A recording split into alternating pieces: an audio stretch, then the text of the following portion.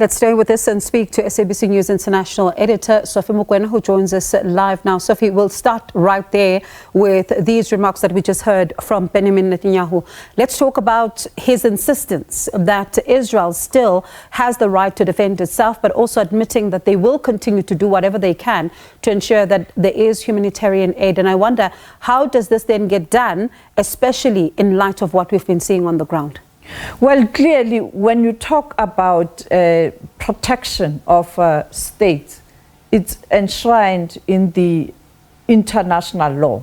Every state has a responsibility to protect its citizens and also its territory.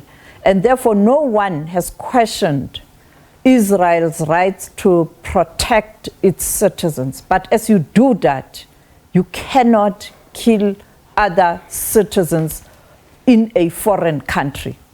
And therefore now you have to tell us, as you do it, protecting your territory and your citizens, how are you going to ensure that, as prescribed by this order, that Israel state shall take measures to prevent all acts of genocide as stipulated in the convention. Secondly, the Israel government will have to ensure that aid is delivered to the citizens. When you do that, you can only do that to Gaza if there's ceasefire. And therefore, I understand he had to say something because you are dealing with emotions here. The Jews in this world had suffered during the Second World War. And when you deal with Israel's state, that projects itself as the voice of the Jewish people also, they have to ensure that they give guarantees to those people who were once victims that it will never happen again. But as you do that, he said, Israel's state respects international law. You will have to do that in the confines of international law. Let's bring into this conversation, Sophie, Professor Stephen Chan from the School of Oriental and African Studies in the Faculty of Law and Social Sciences. Thank you so much, Prof, for your time. Certainly Article 2 and 3 coming into sharp focus as the order was also handed down, and listening to, of course, what the court had to say. But how far reaching are the implications of this particular order in your view? They're very, very far-reaching. They set a reporting benchmark. Israel has got to report back to the ICJ about what it's done to honor the findings of the court. And those quite stringent findings. There's no ceasefire, to be sure, at this stage, but you can only fulfill what the court is requiring by ceasing or very greatly diminishing hostilities. In effect, what you're looking at is a de facto ceasefire if Israel wants to honor the ruling of the court. And Prof, you and I earlier this week were chatting about, the issue of enforceability and looking at some of the statements that were made in the lead up to this particular matter and where we find ourselves as the world right now. Let's talk about that particular aspect and what happens now then in that regard. What happens now, no one can really tell. The Israelis seem to have seen beforehand that the finding would probably go against it, as indeed it has. And so they've been trying to queer the pitch, as it were, in terms of mediation by the Qataris. They've said some very, very offensive things to the Qataris in public. But the American CIA director is in town right now talking about a ceasefire. It would seem that the great powers, including the US, are very, very anxious that there should be some kind of negotiated ceasefire. So not just a de facto ceasefire, but an actual ceasefire. This gets the United States off the hook as well, because it's losing a very great deal of support around the world for not taking a more moral stand. And I think that Benjamin Netanyahu almost prefigured this by his statement, which opened with the words, of course, we observe, we obey international law. He will try to set his own conditions for honoring international law, but I think there will be at least a lot of public relations in terms of the so-called Israeli effort to honor international law. All of that basically sets the scene right now for some hard-brokered, hard-talking, hard negotiations. But I do expect at least some diminution of the terrible scale of hostilities in the near future. Sophie, we've seen negotiations, of course, in this, in fact, in this conflict. But let's talk about how heightened they are likely to be now, given some of those who had pinned their hopes that the court will make an order to say halt all military operations now.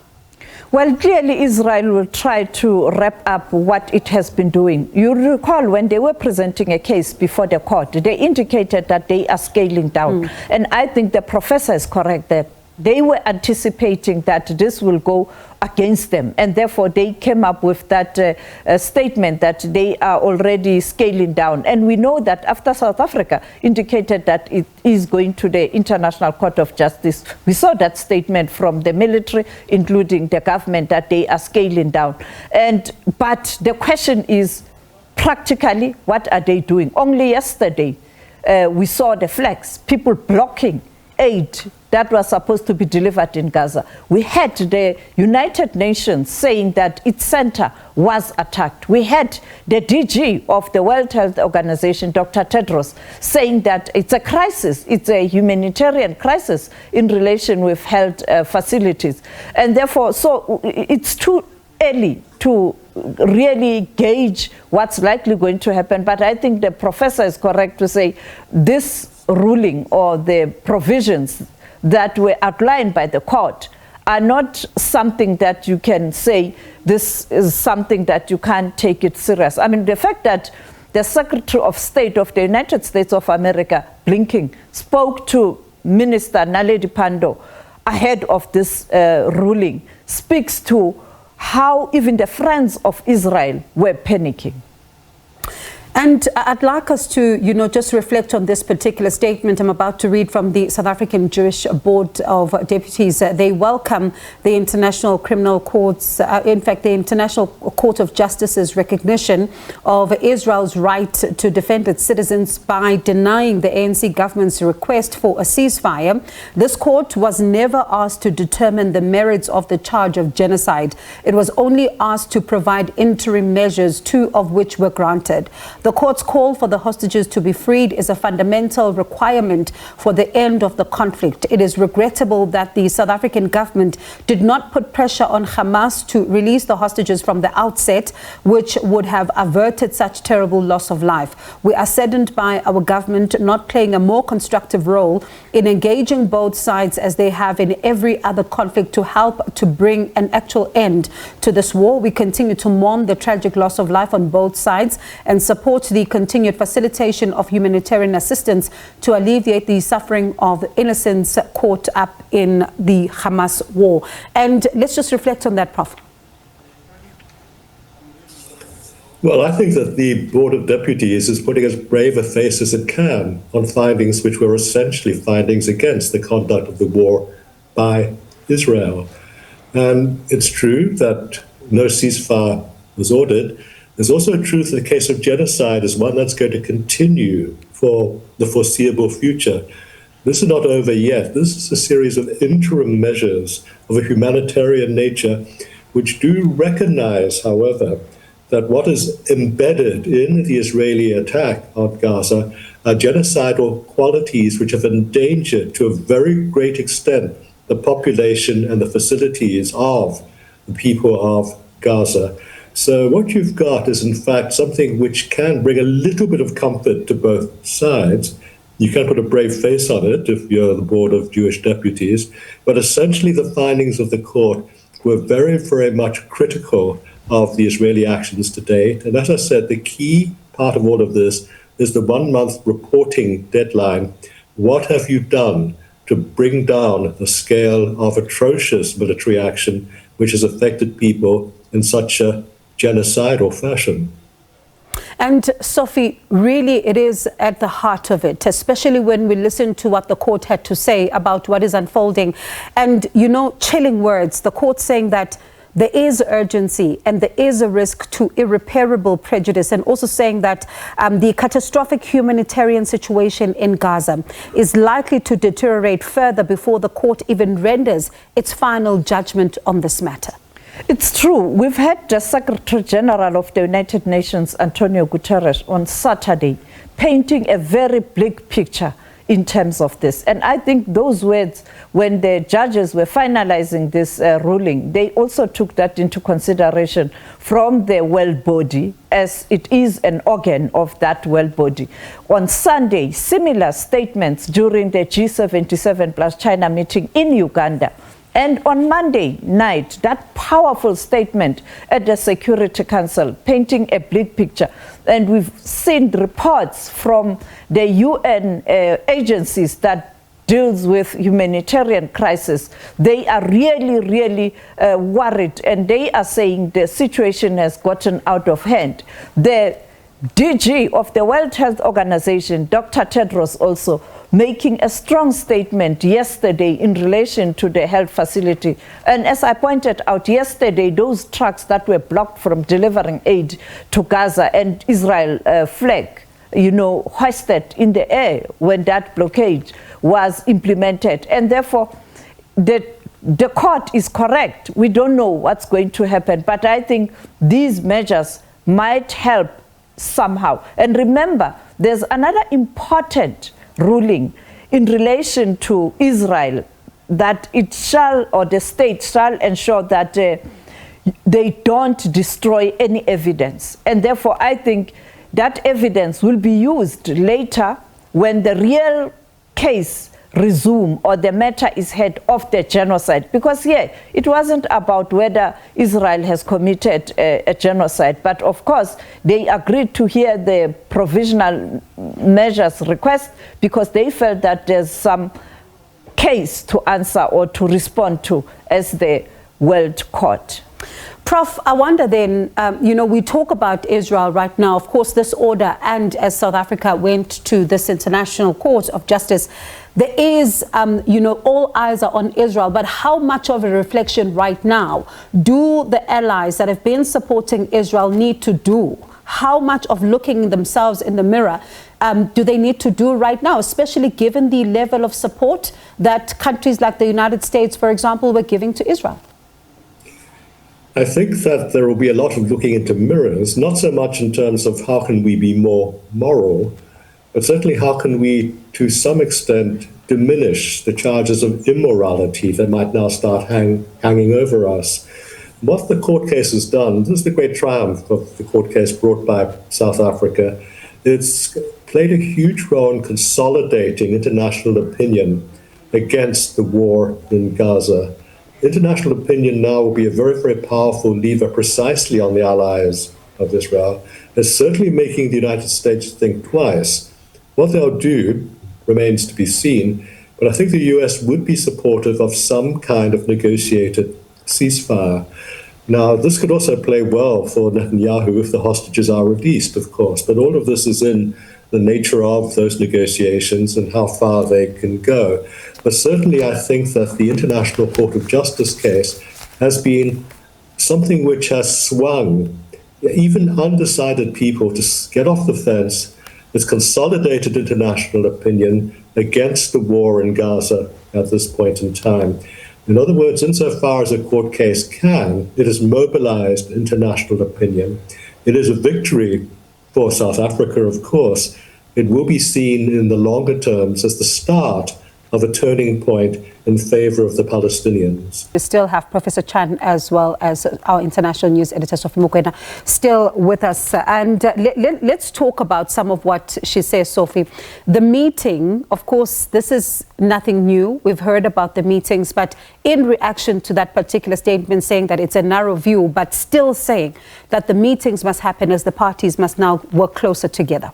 Well, the ANC policy in relation to peace and security. Madiba would engage his enemies. Mbeki would bring enemies together at Sun City, the DRC talks. Zuma would do the same with the Burundians. Kgalema Motlanthe has been to the Middle East. And I think that is a principled position of the ANC, according to ANC's policy as he evoked that Freedom Charter. And therefore, he has to be diplomatic on some of these issues. But the reality is, the organization is very, very aggrieved. You know that starting with that motion in Parliament and the call for South Africa to cut ties with Israel. In fact, I was communicating with the spokesperson of the organization who's currently in Israel, and she even said we can talk tomorrow. You can see there's still consultations. But the president did point out to the fact that when he met the other side supporting Palestinians at Luthuli House, that he had met them. And also he was going to meet now the Jews who are supporting the Palestinians. So I expect that kind of a meeting. This organization, I think he has already met them in his capacity as the President of the Republic. That was communicated, even the President clarifying the fact that after that meeting, there was distortion in terms of what he said. Prof, I'll give you the final word then. Listening to the ANC's reaction, through Nomvula Mokoena right now, saying that, this is going to bring them closer together, and listening to what Sophie had to say as well, does it bring them closer together in reality, or does it further drives this wedge that we've seen in public? It won't further drive a wedge in between. Whether it brings people closer together in any true sense as opposed to a diplomatic sense is another question. There's a very, very big divide. This is not just in South Africa. This is the same all over the world, with the equivalents of the Jewish Board of Deputies taking hard lines and narrow interpretations of things like what we've seen today.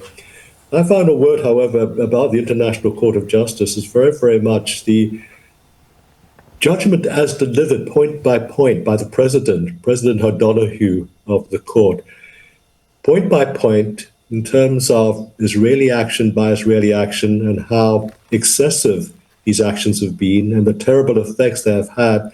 It was almost, as it were, a vindication, page by page, of the ANC case that was brought against Israel to the International Court of Justice. So the spokesperson for the Board of Jewish Deputies is incorrect, saying that the court is only asked to adjudicate on one or two small things. Basically, across the whole range of the various issues raised in the South African case, President O'Donoghue of the International Court of Justice found veracity, truthfulness, accuracy in the South African case. All right, let me thank you both for your time. Do appreciate your insights. That's our international news editor, Sophie Mokoena, as well as Professor Stephen Chan from the School of Oriental and African Studies, Faculty of Law and Social Sciences. When we come back, we will, of course, still be looking at this particular issue. On the other side of 6 o'clock, an interesting conversation with Arsen Otsovsky.